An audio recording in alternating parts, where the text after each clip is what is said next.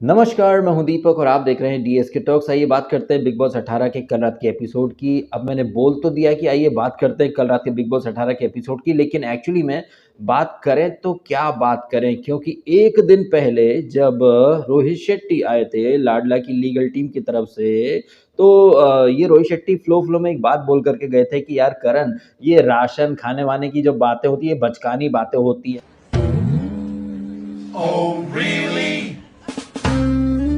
At the same time कल यही big boss हमें क्या दिखाता है कि ऐसा है कि 50 आइटम की लिस्ट है घर के राशन के लिए। क्या बात है, कभी मच्छी मार्केट या सब्जी मार्केट नहीं गए क्या? सब्जी मंडी मोल भाव वगैरह नहीं कराया क्या? चलो एक काम करो, 50 आइटम को मैं 100 आइटम करता हूँ, 150 आइटम करता हूँ। क्या शो अंग्रेजी में बनाना शुरू कर दें, या फिर 120 150 आइटम, ऐसा कुछ? मतलब वहां पर निगोशिएशन चल रहे थे, मोल भाव चल रहे थे। इनके बदले में बिग बॉस को एक और आर चाहिए, राशन के बदले में आर। आर आर आर तो रिलीज हो ही रही है काफी दिनों से। तो ये जो दूसरा आर था यानी कि रूल, कोई रूल नहीं टूटना चाहिए, तो इसके ऊपर मगजमारी चल रही है। अब इतने सारे आर से रट्टों के बीच में एक और आर की एंट्री हो जाती है। कौन? रवि किसनवा। हाय दैया, विद रवि किसनवा। और रवि किसनवा मूछ मुड़ा करके आ गए थे। अब ये रवि किशन जिन्हें कि हम अक्सर मूछ में देखते आए हैं, बट मुछ मुंडा रवि किशन कितना घटिया लग रहा था, बकवास लग रहा था, मतलब क्या ही बोला जाए। हाँ, लेकिन उनकी जो कॉमेडी थी वो कहीं न कहीं उनके मूछ मुड़े हुए चेहरे को टक्कर दे रही थी कि क्या ज़्यादा घटिया है, उनका मूछ मुंडा वाला चेहरा या फिर उनकी क्रिंज कॉमेडी। इसे क्रिंज कॉमेडी भी बोल सकते हैं और कतई फोर्स्ड कॉमेडी। जैसे कि उनका जो कॉमेडी का सेगमेंट चल रहा था, तो मैंने इतनी फास्ट फॉरवर्ड मोड में देखा, लेकिन थोड़ी देर के लिए मैंने अपनी गाड़ी एक स्टेशन पर रोकी तो वहां पर रवि किशन क्या कहते हैं, "अरे बाबू, बाबू, बाबू, हमको लगी रही कि तुम उड़ा दोगे गर्दा, लेकिन तुम तो उड़ा दिए कान का पर्दा।" अब ऐसे फालतू से टटपुंजे वन लाइनर के ऊपर भी ये कंटेस्टेंट जो है गला फाड़ फाड़ के हंस रहे थे। वहीं मैं सोच रहा था कि अच्छा हंसना था क्या यहाँ पर मुझे? वो जो बाजीगर फिल्म का सीन है जिसमें कि जॉनी लीवर और ये दिनेश हिंगू चाय के नाम पर ये जॉनी लीवर उबला हुआ पानी नमक डाल करके ले आता है और हंसना था। मतलब मैं ये सोच रहा था कि रवि किशन के इस जोक पर हंसना भी था क्या? हंसने की रखी है क्या? क्योंकि रवि किशन जो बातें करते हैं भाई, उनमें कतई हंसी तो होती है नहीं। जबरदस्ती में हंसने के लिए कंटेस्टेंट को बोल दिया जाता तो सब बत्ती सी फाड़ के हंसते हैं। बताइए, ये जो एक सेगमेंट लेकर के आ रहे हैं बिग बॉस, क्या इस सेगमेंट की हमें वाकई में जरूरत है? ये जो ऑडियंस को कहकर टेकिंग फॉर ग्रांटेड लेने की जो निंजा टेक्निक है, एक तरफ रोहित शेट्टी बोलता है कि भाई ये खाने की चीजें, खाने की फाइट जो है वो बचकानी रख दी। इनफैक्ट बिग बॉस 16 के बाद से तो बिग बॉस ने एक नई डेफिनेशन बना दी है एंटरटेनमेंट की। एक न्यू नॉर्मल टाइप का हम पर थोपा जा रहा है कि बिग बॉस का मतलब, एंटरटेनमेंट का मतलब सिर्फ खाने की फेक फाइट। जबकि मुझे तो ये चीजें कतई पसंद नहीं है। और ये चीजों के ऊपर मैं बोलूंगा क्या? एक्चुअली में मेरे को बोलने के लिए कुछ मिलेगा नहीं, क्योंकि जो मुद्दे हैं ये तो खुद होस्ट रोहित शेट्टी ने कहा कि बचकाने मुद्दे हैं। बट बचकाने मुद्दों के ऊपर भी अगर मैं एक एक घंटे की वीडियो लेकर के आऊं, जैसे कि बाकी लोग घंटों बैठ करके डिबेट करते, तो उन चूतियों में और मेरे में क्या फर्क रह जाएगा? बात तो सही है। जैसे कि बिग बॉस का एपिसोड मैंने डाउनलोड करा, फास्ट फॉरवर्ड मोड में भगा भगा कर एपिसोड देखा, वैसे ही भगा भगा के इस वीडियो को मैं जल्दी खत्म भी करने वाला हूं। तो आपने देखा था कि एक दिन पहले आरफिन का एलिमिनेशन होता है, सारा बहुत रोती है, सारा सबके पैर छूने लगती है, सॉरी बोलती है। अविनाश बोलता है कि सारा जी प्लीज डोंट डू दिस, ये मेरे हाथ में नहीं है, ये फॉर्मेट है गेम का, ये कंट्रोल वगैरह जो है वो बिग बॉस करता है, मैं नहीं करता हूँ प्लीज। इसी दौरान जब आरफिन घर से जाए उसके पहले वो क्या बोलते हैं, एलिस को बोलते हैं कि तुम ठीक हो, अविनाश भी ठीक है, but you are not good. I think वो ईशा को पॉइंट आउट करते हैं। अभी जो माइंड कोच और माइंड कोचनी है, इन दोनों को अभी तक बताया नहीं है होस्ट ने या बिग बॉस ने कि तुम लोगों के पीठ पीछे ये तुम्हारे बारे में क्या क्या बातें करती है ईशा। और देखा जाए तो चाहत को आरफीन से लिंक ईशा नहीं कराता, और चूंकि एलिस का तो कोई एक मुद्दा होता ही नहीं, वो तो कट कॉपी पेस्ट करती रहती है। तो आप देखें कि ये जो माइंड कोच है, जिन्हें मैं बोलता रहता हूँ कि घंटे का माइंड कोच, लेकिन इस माइंड कोच और माइंड कोचनी दोनों ने ही एलिस और अविनाश को तो कुछ हद तक मतलब माफ कर दिया या डिस्काउंट दे दिया, बट ईशा को इन लोगों ने माफ नहीं करा। तो इससे एक बात पता चल जाती है कि ईशा की वाइब्स कितनी ज्यादा नेगेटिव हैं। हालांकि माइंड कोचनी और माइंड कोच को कुछ पता नहीं है कि ये ईशा पीठ पीछे क्या चुगली करती, बट फिर भी उन लोगों ने जो एक तुक्का मारा है वो सही निशाने पर जाकर के लगा है कि ईशा जो है वो बात करने के लायक ही नहीं है, तो उसे माफ तो मतलब कौन क्या ही करेगा। तो यहाँ आरफीन साहब चले जाते हैं। हम देखते हैं कि रजत दलाल की आंखों में थोड़े से इमोशंस वगैरह दिखते हैं और रजत दलाल जो है वो बाद में सारा जब रोती है तब बोलता भी कि आप रो रही तो मैं बड़ा बेबस हूँ, अब आपको मैं कैसे चुप कराऊं।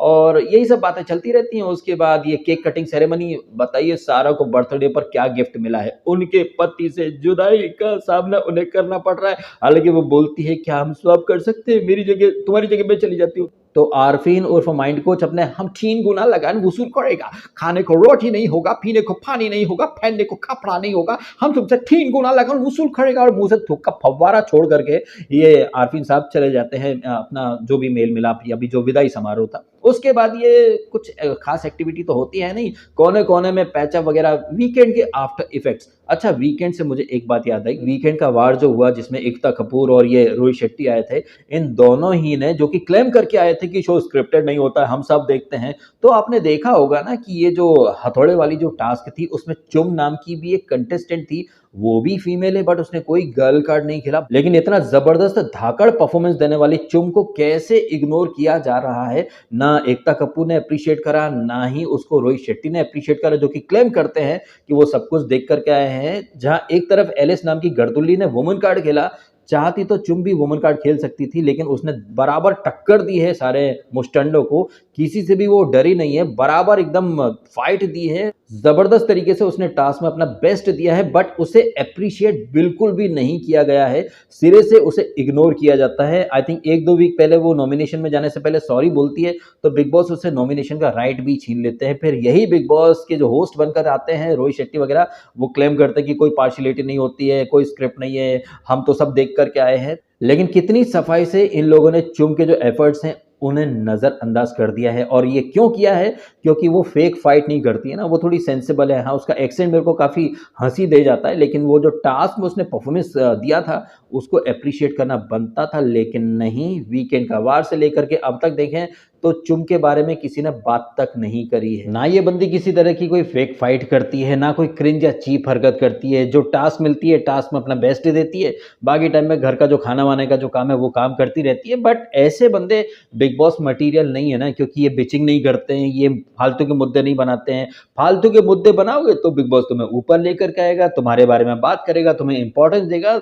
तो चुम को इसीलिए इंपॉर्टेंस नहीं दे रहे हैं। एनीवे, तो यहाँ चुम और श्रुतिका की बातचीत होती रहती है। उधर श्रुतिका शिल्पा शिरोडकर पैचअप वगैरह की बातें, फिर करण और ये श्रुतिका पैचअप वगैरह की बातें, यही सब चलता रहता है। वहीं जो चांडाल चौकड़ी है वो सारा के बारे में अलग बातें करते हैं कि अब ये अकेली है, क्या पता सबको ब्लेम करेगी, ऐसी बातें करता है विवियन। वहीं सारा के बारे में के भी बोलता है कि अब ये दबंगी, अबे दिवाली पर हमने फोड़ी थी लवंगी, अब तुम लाए हो घर में दबंग दबंगी। हाँ, हम भी तो माइंड कोच की माइंड कोच नहीं लाए थे, हम कोच नहीं लाएंगे तो वहां से वो दबंग को दबंगी बनाए, ये तो लाजमी है। ठीक वैसे ही जैसे फुद्दू फरहान की अम्मी का नाम शब्बो आजमी है। एनीवेज, ये सारी बातें चलती रहती है। फिर बीच में वो फालतू की जो रवि किशन की जो हाय दैया वाली जो पथेटिक गैर जरूरी, बताइए इस तरह के सेगमेंट की क्या जरूरत है? इस तरह के फालतू के सेगमेंट की बजाय प्रॉपर डिस्कशन कर लो ना कि भाई कौन सही था कौन गलत था, इस टास्क में आप ऐसे गए थे, टास्क के बारे में तो कोई बात ही नहीं करी। और हालांकि वो रवि किशन रजत को टोंट मारते हैं कि फ्रिज में रखते हैं पानी होता है ठंडा, तुमने पकड़ा टूट गया डंडा। तो ये रवि किशन की फालतू की फोर्स कॉमेडी, और उसके बाद ये अविनाश और दिग्विजय का टॉयलेट की क्लीनिंग के ऊपर आर्ग्यूमेंट वगैरह चलता रहता है। वहीं केवी अपना अलग साइकिलिंग कर रहा है, बीच में कुछ और भी आर्ग्यूमेंट वगैरह चलते रहता है। तो यही सारे आर्ग्यूमेंट हुए हैं। उसके बाद फिर राशन का रट्टा शुरू हो जाता है, जहां पर सो कॉल्ड जेंटलमैन का नकाब उतर जाता है। नकाब इस बात का भी उतर जाता है कि ये अविनाश जो खुद को बड़ा माइंडेड माइंडेड बोल रहा है, दूसरे लोगों को बोलता है कि भौंकते रहते हैं, इनके पास मुद्दे नहीं है, इन्हें बात करना नहीं आता है। लेकिन अविनाश ने साबित कर दिया कि भैया उसमें भी अक्ल दो कौड़ी के नहीं है, ढक्कन है, सिर्फ पिछले सीजन के कंटेस्टेंट की कॉपी कर रहा है। और जहां पर अपना दिमाग का इस्तेमाल करना था वहां उसने दिखा दिया कि भैया उसमें दिमाग है ही नहीं, वो कॉफी और वो चाय जो लिस्ट में है ही नहीं, वो उनके ऊपर मतलब बहस करने की कोशिश कर रहा है। इन शॉर्ट कहूँ तो जैसे पारस छाबड़ा लूप होल ढूँढा करता था, वैसे ये अविनाश साबित कर रहा है कि भाई वो इस बार का मास्टरमाइंड बनना चाहता है। वो लूप होल के चक्कर में उसने खुद ने साबित कर दिया वो कितना बड़ा एसहोल है। और जिस तरह से वो रिएक्ट कर रहा था, ये तो वही बात हो गई थी कि भई आप मैथ्स का एग्ज़ाम है और आप हिंदी पढ़ कर के आ गए, फिर बोलते कि नहीं व्याकरण तो है ही नहीं इसमें। तो अविनाश मिश्रा ने कल नेशनल टीवी पर खुद को चूतिया नंबर 1 साबित कर दिया है और वो तो साबित करेगा ही ना, क्योंकि जिसके पीछे वो चल रहा है, वो तो खुद चूतिया है। कौन? विवेन चूतिया, लोगों की टट्टी वगैरह चेक करता फिरता है, लेकिन लोग इसे जेंटलमैन बोल रहे हैं, जबकि कितना बड़ा जेंटलमैन है, ये तो आपको दिख ही गया है। और ये जो जेंटलमैन का जो नकाब है, ये डे बाय डे उतर रहा है, क्योंकि 2 वीक पहले तक यही सो कॉल्ड जेंटलमैन, मैं सबको समान अधिकार दूँगा, ऐसा कि मैं मेक श्योर करूँगा कि कोई भूखा ना सोए, सबकी थाली में खाना पहुँच जाए। लेकिन अब भाई साहब ऐसा कि तुम भूखे मरते हो तो मरो, लेकिन कुछ भी हो मुझे तो मेरी कॉफ़ी चाहिए। वाह, वाह, वाह! कॉफ़ी जो है वो लोगों के खाने से ज़्यादा इम्पोर्टेंट हो गई है इनके लिए। वो भी तब जबकि कल रात के एपिसोड में इस बंदे ने खुद कहा कि 3 वीक से कॉफ़ी नहीं मिली है। 3 वीक से आपको कॉफ़ी नहीं मिली है, आप ज़िंदा हो, दैट मीन्स आप आगे भी बगैर कॉफ़ी के ज़िंदा रह सकते हो। लेकिन खाना आप छीन रहे हो लोगों से और आप कह रहे हो बिग बॉस 5 आइटम कम कर दो, मेरे को कॉफ़ी चाहिए। ये है भाई साहब सो कॉल्ड महानता की मूरत, मोरालिटी का एक मसीहा। ये क्या है? विवेन डिसेना जो है ना, वो बिग बॉस 16 में थी ना जग्गा 2.0, भाई हूबहू वही हरकतें हैं, डायलॉग भी वही हैं। वो भी वही बात करा करती थी कि मैं महान हूँ, बलिदानी हूँ, too real for a reality show, मैं ऐसी हूँ वैसी, आप घटिया हो, ऐसे हो। जैसे शिव ठाकरे के मुँह से कुछ निकला तो उसने वर्ड पकड़ लिए कि बदतमीज़ है, गुंडे हैं, मैं अनसेफ महसूस करती हूँ। भाई उसका मेल वर्ज़न है ये टट्टी सेना का मुखिया, ये भी वैसी ही बातें करता कि मैं फेयर हूँ, मैं सबको समान अधिकार दूँगा, मैं मेक श्योर करूँगा कि भाई सबको खाना पहुँच जाए, मैं प्रॉब्लम सॉल्वर हूँ, मैं घर का मुखिया हूँ, लीडर हूँ। तो जैसे बिग बॉस 16 में वो जो प्रियंका चहार चौधरी उर्फ जग्गा 2.0 एक्टिंग कर रही थी महानता की मूरत की, हूबहू वैसी ही एक्टिंग ये कर रहा है विवेन डिसेना, मेकर्स का लाडला। ये आप भी देख रहे हैं, मैं भी देख रहा हूँ, हम सब देख रहे हैं, लेकिन इसके बावजूद रोहित शेट्टी आकर बोलते हैं कोई स्क्रिप्ट नहीं है भाई, अगर एक्टिंग कर रहे होते तो ऑस्कर और वो नेशनल अवार्ड मिल जाता। हालाँकि ये बात मैं कल भी कर चुका हूँ कि भाई एक्टिंग के अवार्ड उसको मिलते हैं जहाँ पर ज्यूरी मेंबर्स पकड़ नहीं पाते कि भाई ये बंदा एक्टिंग कर रहा था या ये उस किरदार को जी रहा था। जबकि विवेन की या वो प्रियंका चहार चौधरी उर्फ जग्गा 2.0 की बातों से ही साबित हो गया था कि वो रट्टे मार कर के आए हैं, डायलॉग पढ़ के आए हैं और बस डायलॉग उगल रहे हैं। इनफैक्ट बिग बॉस 16 की जो प्रियंका चहार चौधरी थी उसको भी 1-2 वीक के बाद मैं समझ चुका था, डिकोड कर चुका था कि भाई वो एक्टिंग कर रही है। उसी तरह से ये नल्ली सेना का जो नल्ला मुखिया है, इसको भी 1-2 वीक के अंदर ही मैं अच्छे से ताड़ गया कि भाई ये एक्टिंग कर रहा है। इसको जो टेम्पलेट दिया है मेकर्स ने, बस वो कैमरा देख करके डायलॉग दे रहा है। लेकिन कैसे वीकेंड का वार में रोहित शेट्टी या फिर सलमान खान आकर के जनता को कह करके बेवकूफ बना जाते हैं कि कोई एक्टिंग नहीं है, कोई स्क्रिप्ट नहीं, जबकि हकीकत में क्या है आपको तो दिख ही रहा है। बिग बॉस 16 से एक ही स्क्रिप्ट चल रही है, खाना खाना खाना खाना खाना, राशन राशन राशन रूल। बस फर्क ये है कि पहले राशन कमरों में जाता था, दिल वाला मोहल्ला, रूम ऑफ सेक्स, दिमाग वाला मोहल्ला। अब एक घर कर दिया है, उसमें भी राशन के रट्टे हो रहे हैं कि चलो 50 आइटम आएंगे, 100 आइटम आएंगे,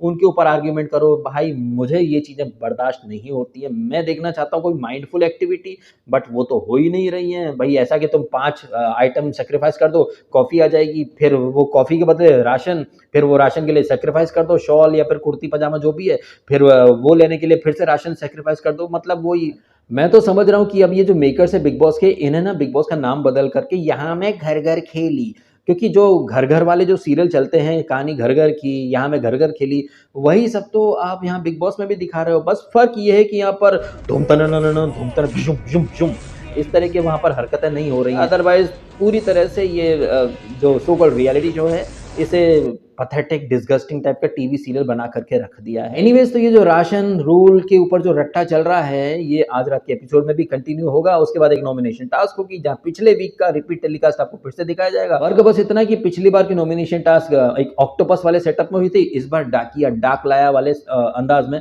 वो टास्क होगी। बीच बीच में टॉयलेट के ऊपर वो दिग्विजय और इसकी फाइट वगैरह होती रही, अगेन वही टॉयलेट गंदगी, मतलब ले दे करके यही मुद्दे बचे हैं। बट कहने को रोहित शेट्टी कहते हैं बचकाने मुद्दे हैं, बट यही बचकाने मुद्दे प्रोमो में रहते हैं, यही बचकाने मुद्दे एपिसोड में रहते हैं। बट बिग बॉस को बचकाना नहीं बोलेंगे रोहित शेट्टी, कंटेस्टेंट को वो ब्लेम कर जाते हैं। कौन? शो के तथाकथित होस्ट लोग, रोहित शेट्टी वगैरह। आपका क्या कहना है इन सारी बातों के बारे में? ये राशन रूल, रवि किशन की पैथेटिक कॉमेडी, फोर्स्ड कॉमेडी के बारे में जो भी हैं आपके रिएक्शंस कमेंट करके बताइएगा। फिलहाल अपने समय निकाला, वीडियो देखा, आपका बहुत बहुत धन्यवाद। Thank you so much.